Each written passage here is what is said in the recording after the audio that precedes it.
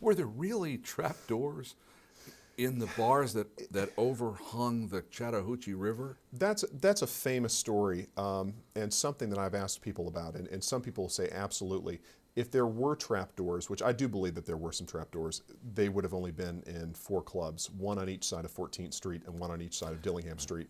So one of those clubs, probably the Bridge Grocery, I'm imagining, would have a trapdoor that if the soldiers got too rowdy, they'd beat the hell out of you. And if you complained about the watered down beer and whiskey, they'd beat the hell out of you and drop you down the river.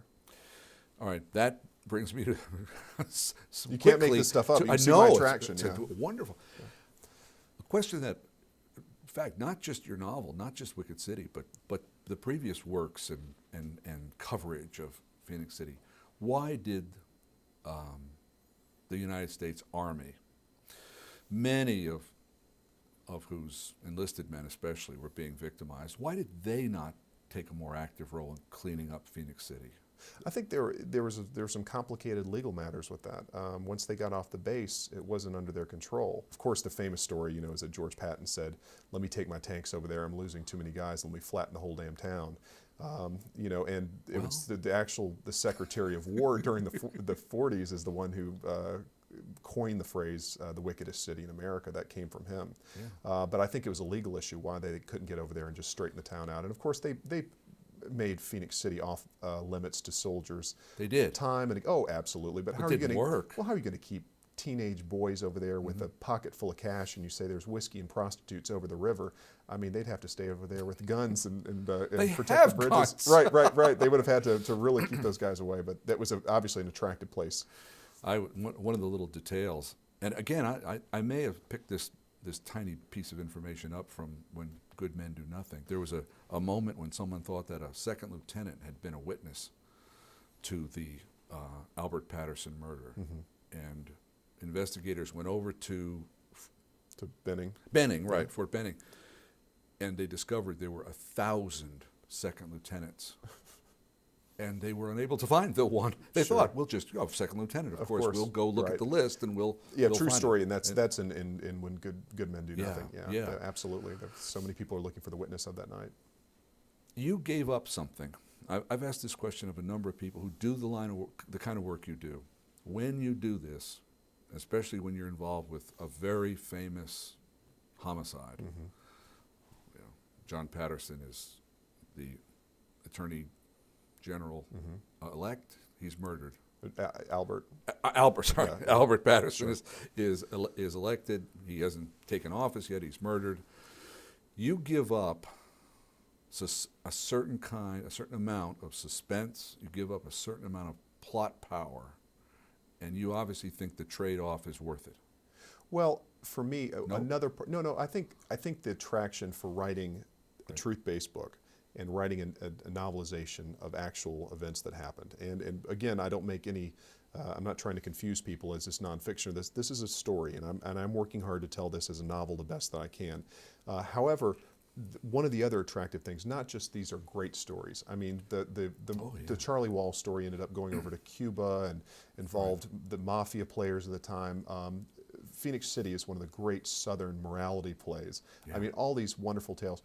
But the other attraction for me as a novelist, if I'm going to get better and if I'm going to grow, is somewhat you want the design of the book to disappear.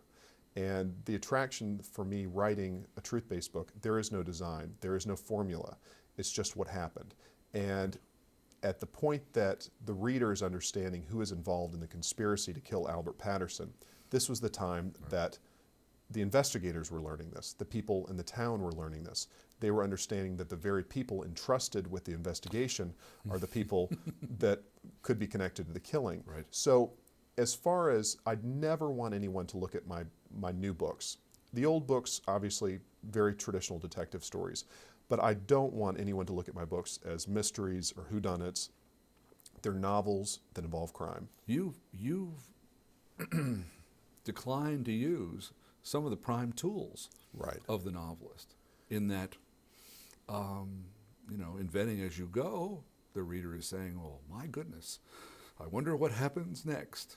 Well, I knew that Hannah and the National Guard were going to come into Phoenix City. Sure. Are you satisfied with? I know it's not a murder mystery. Are Right. you satisfied with who done it? Yes. Who done it? Yes. I have no doubt in my mind that it was a man named Arch Farrell. Arch Farrell was the district attorney of Russell County, which is Phoenix City, Alabama, and that he was responsible. And he was acquitted in 1955. But to me, after talking to not only reporters who covered the story, but looking at the firsthand documents, seeing exactly the way things played out, his alibi, his motive, his opportunity, the idea that he presented his alibi being on the phone to the Attorney General, Cy Garrett, who is also charged with the killing as well, at the very time the murder happened, and that he could see Albert Patterson leaving his law office and walking into there. I don't have a doubt in my mind, if I had been on that jury, how I would have voted. And of course, there are so many famous stories of people that we all know were guilty who got off. I mean, O.J. Simpson, Sure. for instance. You did here again a lot of interviewing, and most famously among your interviewees was John Absolutely. Patterson. Absolutely. Very cooperative. Extremely cooperative. Former Governor John Patterson was obviously at the epicenter of this. This is a guy whose father was assassinated. He ends up deciding to take over his father's role as the Democratic nominate for the state of Alabama for the Attorney General. He ends up winning, and that ends up launching his bid for becoming governor. Yeah. But my time in talking to him was not interested in his political affiliation. The arc of his whole career. Of his career. That was not not the point. Is to write about John as the governor and as Attorney General, and that's a whole other story completely. But I was very interested in what it was like being there in Phoenix City in 1954 after your father is assassinated, picking up the pieces, being a non-political person at this point in his life. He was not interested in politics. Right. War hero comes home, and being there, knowing all these criminals, knowing that the men that are entrusted to take over this investigation, you have doubts that they weren't the triggermen themselves, being in this hotbed of corruption. There was nobody who knows more about Phoenix City and about that and about that situation than Governor Patterson. And we talked, I can't tell you how many hours we talked on the phone and in person, and added so much detail to the book. He was an immense amount of help. We have only moments left, Okay. but I want you to be able to say the subject of your next novel, because I think I know a little bit about it. I think it's incredible. Your next novel is about what? I know the people. I kind of, that's one thing as I'm writing, people say everyone's trying to peg you and put you in a genre, and you do this and you do that, and now I've become a Southern crime novelist, and so.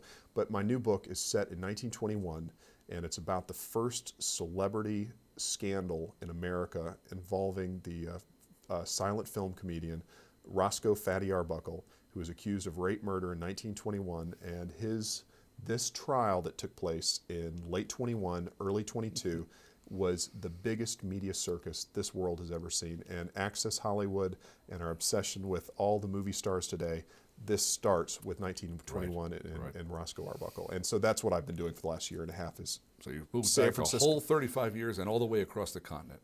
I have been working my tail off going back and forth. So. Well, I'm looking forward to that.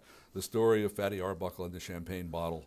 It was supposedly a Coke bottle, but Don, that's not what happened. I like that's to go not what upscale happened. with this. Okay, all right. Well, and when you do, you and I will talk again. Sounds good. Thank you very much. My pleasure.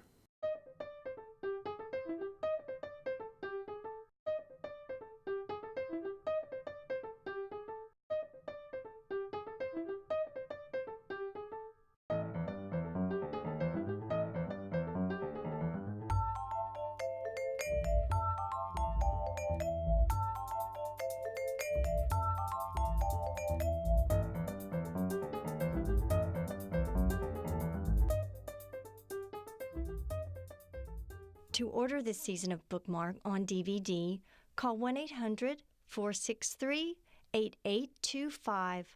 Additional information can be found on our website at www.alabamatv.org.